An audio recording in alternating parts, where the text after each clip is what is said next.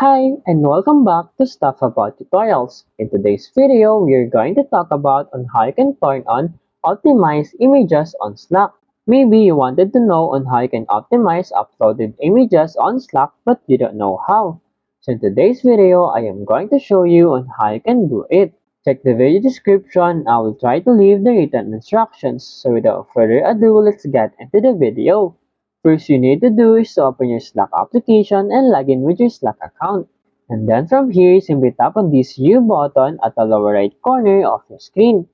And then in here, you will see the preferences. Tap on these preferences. And then you have to scroll down and under the advanced option, you will see optimize image uploads. Images are optimized for upload performance. To turn this on, simply tap this button. There you go. If you wanted to know on how you can turn on optimized image uploads on Slack, that is the easiest way I know how. If you know another way on how you can turn on optimized images on Slack, leave a comment below. Also, be sure to subscribe for more videos.